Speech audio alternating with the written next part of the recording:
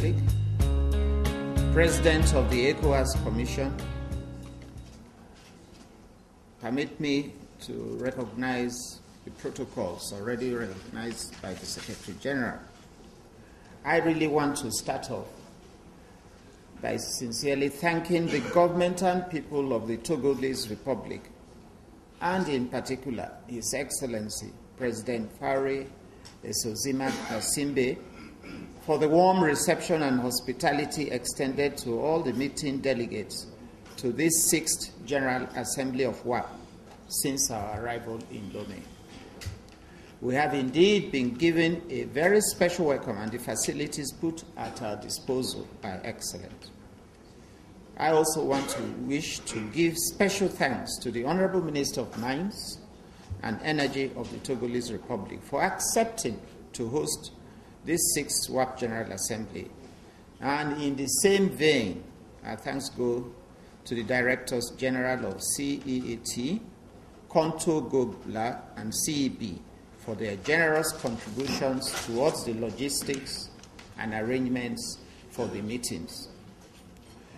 Your organizations have indeed performed a wonderful job in organizing the meetings.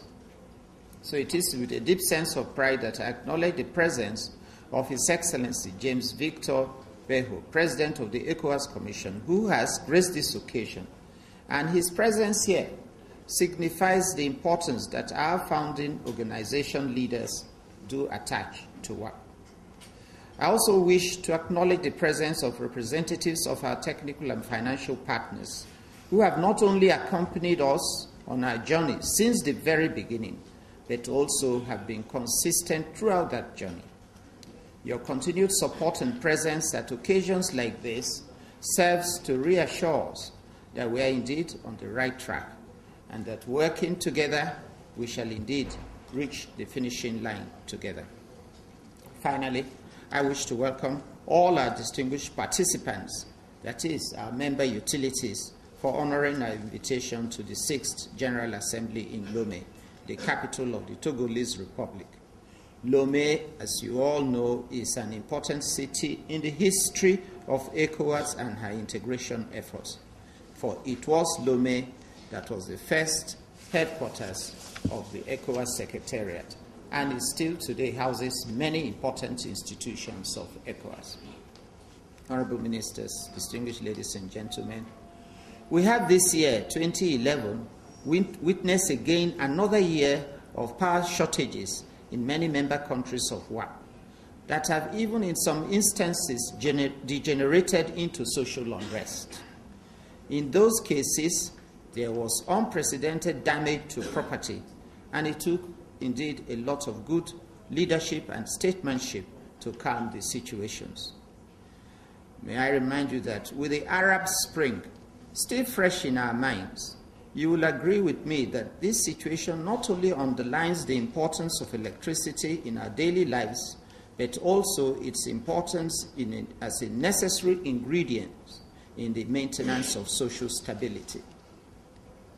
This is the very reason why all stakeholders, that is, governments, WAP, our technical and financial partners, our member utilities, and indeed the general citizenry, all need to be involved and work together in our efforts at finding a lasting and sustainable solution to the electricity deficit problem in our sub-region. Each of us has distinct responsibilities that we must perform in this our race against time.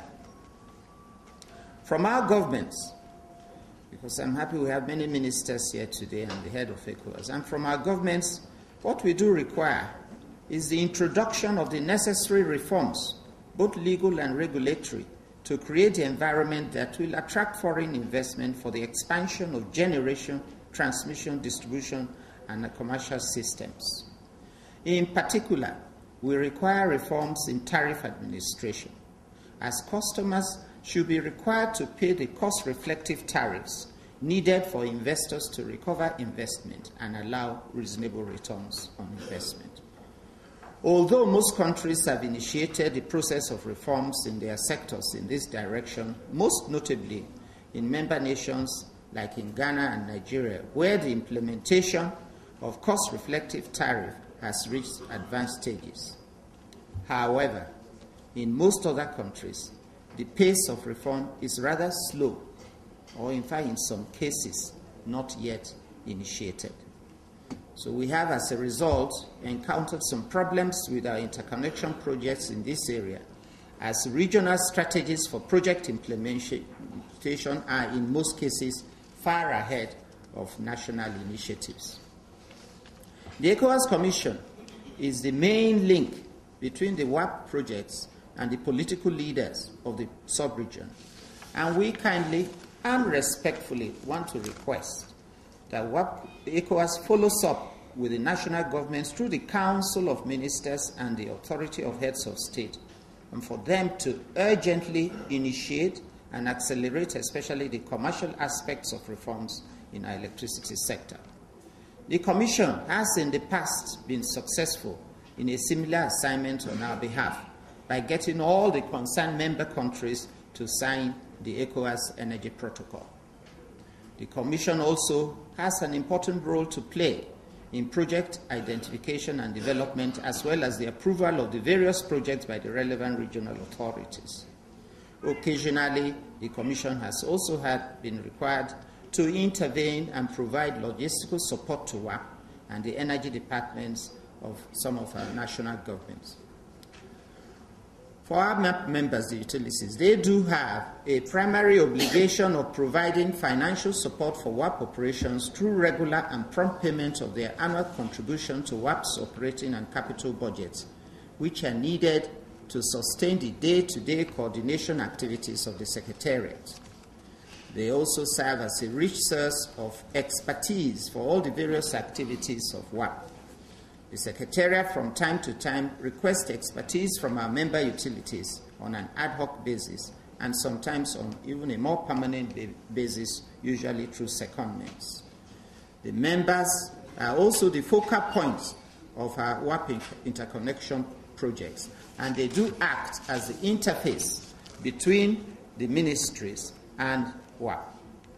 So our greatest expectations at the end of the day is actually from our own Secretariat, which is the executive arm of WAP, and who are charged with the responsibility of delivering our projects. The Secretariat in particular needs to be transparent, to be seen to be transparent and prudent in the management of resources provided by our donors and members. To date, I'm happy to say we have done well. But of course, we will continue to urge the Secretary General and his team to continue the good financial management they have been doing since 2006, as confirmed by the very positive audit reports we have been getting. Our technical and financial partners have been providing funding, and we shall continue to request such from you until our goals are achieved. We do hope that our relationship with you shall be leveraged to also attract more investment from the private sector, who actually have the financial capacity to invest in financially viable projects. We have also recently requested that additional funding be provided for capacity building and support in preparing our members and other stakeholders for the advent of the electricity market. Finally, the citizenry do need to be involved in preparation of the projects, especially those aspects that will immediately affect them, such as the environmental and resettlement plans, project advocacy, and the reforms. As is evident from this analysis, our relationship is symbiotic, and responsibilities are shared but different. All actors in this chain need each other for the successful implementation of the WAP project. We therefore require to be in constant engagement to enlighten our stakeholders on what we are doing and on the next steps in our programs. It is only then that we can deliver on our promise to provide regular, stable, reliable, and affordable electricity to the citizenry of West Africa. Finally, I wish to once again thank our hosts and member utilities of CEB, CET, and Konto Global for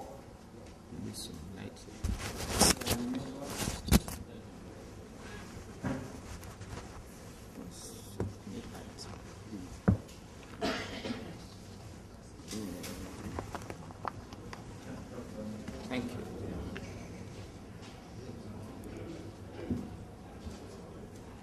I suppose there is no other way to demonstrate more dramatically the importance of what we are gathered here for. That was not prearranged, I can assure you. Finally, I wish to thank once again our host and member utilities of CBCT and Conto Global for the professional manner in which all activities related to this assembly have been handled.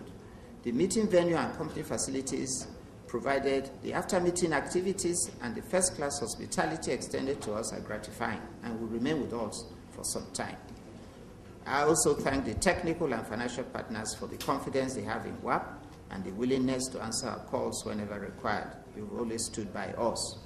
I also wish to thank WAP utility members for contributing towards the running of the Secretariat even at difficult times. To the Secretariat, I wish to commend you for a very impressive year's performance and urge you to work even harder next year. I shall repeat, as I've always done, that the reward for hard work is more hard work. Finally, I also wish to thank the fellow Executive Board members for their support throughout the year. Honorable Ministers, Your Excellency, President of ECOWAS Commission, distinguished colleagues and guests, I want to sincerely thank you for your presence. Je vous remercie. Que Dieu vous bénisse. Thank you.